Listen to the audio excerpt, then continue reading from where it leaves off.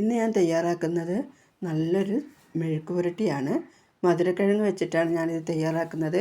ചോറിനൊക്കെ കഴിക്കാൻ ഇത് നല്ല ടേസ്റ്റാണ്. ഉണക്കമുളകൊക്കെ ചതച്ചിട്ടാണ് ഞാനിത് തയ്യാറാക്കുന്നത്. ഇതെങ്ങനെ തയ്യാറാക്കുന്നത് നോക്കാം. ഞാൻ കുറച്ച് മധുരക്കിഴങ്ങ് എടുത്തിട്ടുണ്ട്. അത് തൊലി കളഞ്ഞ് കഴുകിയെടുത്തതാണിത്. ഇതൊന്ന് ഇനി നമുക്കൊന്ന് ചുരണ്ടിയെടുക്കാം. ഇതിൽ വെച്ചിട്ടാണ് ഇത് ചുരണ്ടിയെടുക്കുന്നത്.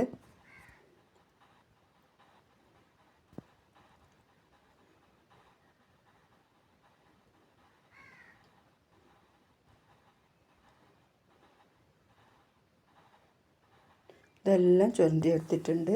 ഇനി ഇത് നമുക്ക് മാറ്റി വയ്ക്കാം. ഇതുപോലെ ചെറുതായിട്ട് വേണം ഇത് തയ്യാറാക്കാൻ.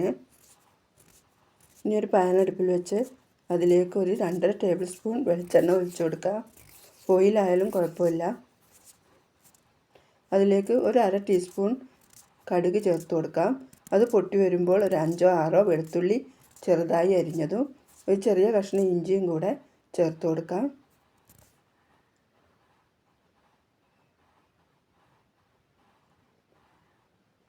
ഇതൊന്ന് മൂത്ത് വരുമ്പോൾ ഇതിലേക്ക് ഒരു ചെറിയ സവാള എടുത്തിട്ടുണ്ട്.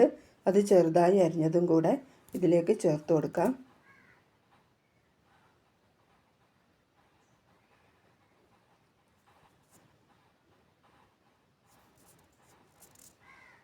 ഇതെല്ലാം ഒന്ന് മൂത്ത് വരട്ടെ.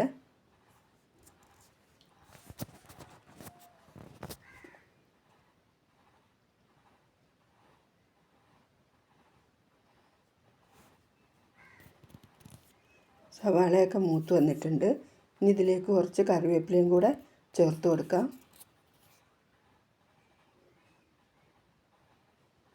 ഇതെല്ലാം മൂത്ത് വന്നിട്ടുണ്ട്. ഇനി ഇതിലേക്ക് ആവശ്യത്തിനുള്ള മസാല ചേർത്ത് കൊടുക്കാം. അതിന് ഞാൻ കുറച്ച് ഉണക്കമുളക് പൊടിച്ചെടുത്തതാണ് ചേർത്ത് കൊടുക്കുന്നത്. ഒന്ന് ചതച്ചെടുത്തതാണ്. നല്ലപോലെ പൊടിക്കണ്ട. ഒരു 2 ടീസ്പൂൺ ചേർത്ത് കൊടുക്കുന്നുണ്ട്. നിങ്ങൾ എരിവിന് ആവശ്യത്തിന് ചേർത്ത് കൊടുക്കാം. ഇച്ചിരി എരിവ് കൂടുതലുണ്ടെങ്കിലും നല്ലതാണ്. മധുരമല്ലേ മധുരക്കിഴങ്ങിന്, അതുകൊണ്ട് ഇച്ചിരി എരിവ് കൂടിയാലും കുഴപ്പമില്ല. കുട്ടികൾക്കൊക്കെ കൊടുക്കുമ്പോൾ ഇച്ചിരി എരിവ് കുറച്ച് കൊടുക്കണം. ഒരു 1/4 ടീസ്പൂൺ മഞ്ഞൾപ്പൊടിയും കൂടെ ചേർത്ത് ആവശ്യത്തിനുള്ള ഉപ്പും കൂടെ ചേർത്ത് കൊടുക്കാം. ഉപ്പ് ഇതിൻ്റെ കൂടെ ചേർക്കുന്ന നല്ല മധുരക്കിഴങ്ങിൻ്റെ എല്ലായിടത്തും എത്തിപ്പെടാൻ നല്ലതാണ്. അത് ആ വെളിച്ചെണ്ണയിൽ കിടന്നൊന്ന് മൂത്ത് വരട്ടെ. ഇത് വറുത്തെടുത്ത മുളകായതുകൊണ്ട് പച്ചച്ചുവയൊന്നും ഉണ്ടാവില്ല. ഇതായിട്ടുണ്ട്. ഇനി നമ്മൾ എടുത്തു വെച്ചിട്ടുള്ള മധുരക്കിഴങ്ങ് ഇതിലേക്ക് ചേർത്ത് കൊടുക്കാം.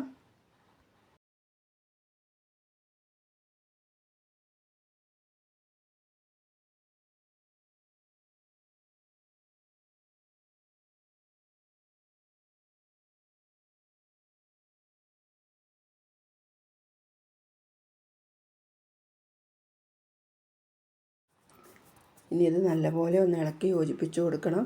വീഡിയോ ഇഷ്ടപ്പെട്ടാൽ ലൈക്കും സബ്സ്ക്രൈബൊക്കെ ചെയ്തൊന്ന് സപ്പോർട്ട് ചെയ്യണേ. എല്ലാവരും ഒന്ന് ഇപ്പോൾ തന്നെ ലൈക്ക് ചെയ്യണേ.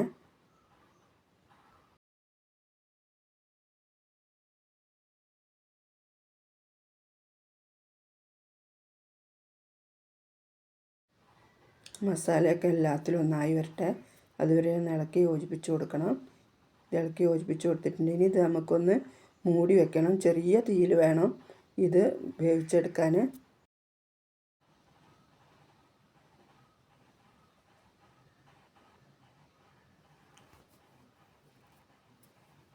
മസാലയൊക്കെ എല്ലായിടത്തും എത്തിയിട്ടുണ്ട്.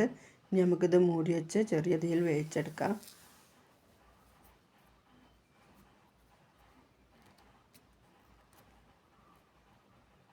ഇതൊന്ന് ഇടയ്ക്ക് തുറന്നൊന്ന് ഇളക്കി യോജിപ്പിച്ച് കൊടുക്കണേ.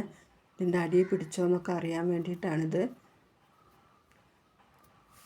ഇത് നോൺ സ്റ്റിക്ക് പാത്രം ആയതുകൊണ്ട് അടിയിൽ അങ്ങനെ പിടിക്കില്ല. ചട്ടിയിലൊക്കെ വെച്ചാൽ പെട്ടെന്ന് അടിയിൽ പിടിക്കും കേട്ടോ. അപ്പോൾ ഇടയ്ക്കൊക്കെ തുറന്ന് ഇളക്കി യോജിപ്പിച്ച് കൊടുക്കണം.